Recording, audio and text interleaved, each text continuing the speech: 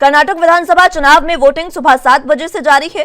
यहां 224 सीटों से 2614 उम्मीदवार मैदान में उतरे हैं। कर्नाटक के सभी जिलों में पोलिंग स्टेशन पर सुबह से ही बड़ी संख्या में लोग अपना वोट डालने पहुंच रहे हैं।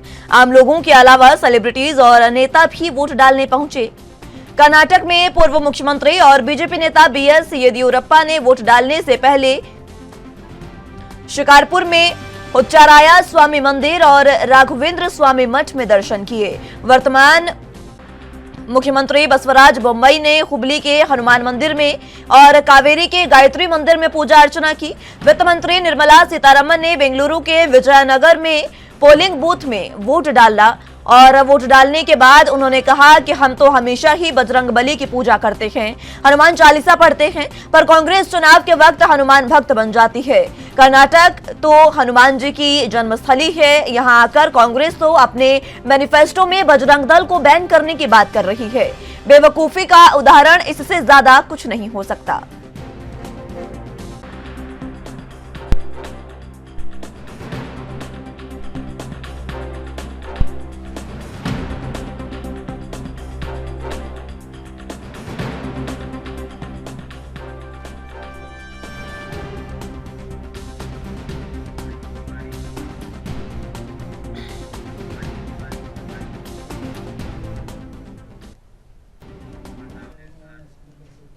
इस खबर पर ज्यादा जानकारी के लिए संवाददाता राजीव तिवारी हमारे साथ मौजूद हैं।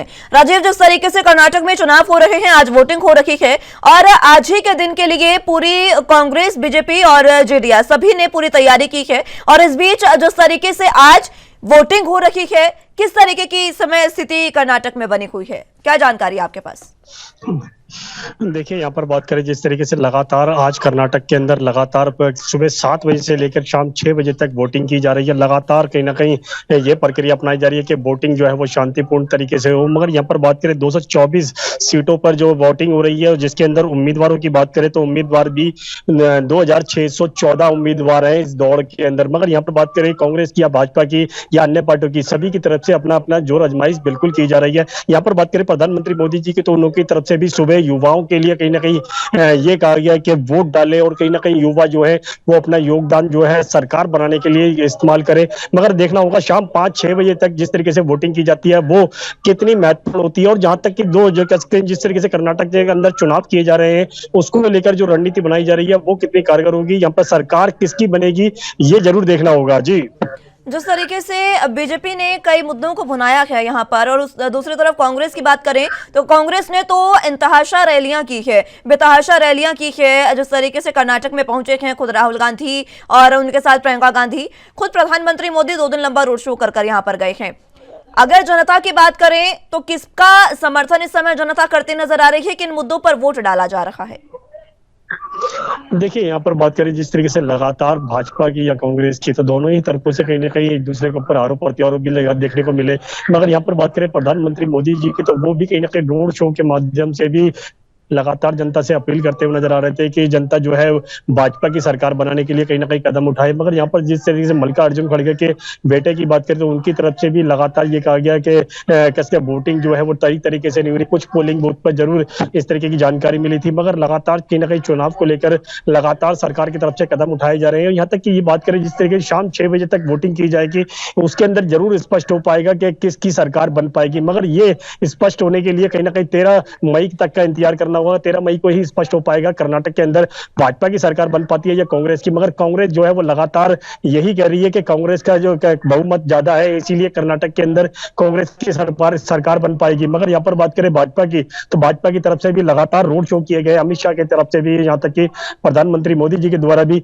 मगर देखना होगा इस रोड शो का कितना फर्क जो है वो जनता के ऊपर पड़ता है और वोटिंग कितने % हो पाती है शाम 6 बजे तक। जी, मुद्दे क्या है इस बार जनता के कर्नाटक में? क्योंकि कांग्रेस ने अपने मैनिफेस्टो में कहा है कि हम बजरंग दल को बैन करेंगे। बजरंग दल की तुलना पीएफआई से की गई थी। ऐसे में बीजेपी इस मुद्दे को भुनाने में कोई कसर नहीं छोड़ते दिखाई दी थी। अब ऐसे में क्या बजरंग बली बीजेपी के साथ दिखाई दे रहे हैं या फिर कांग्रेस के साथ?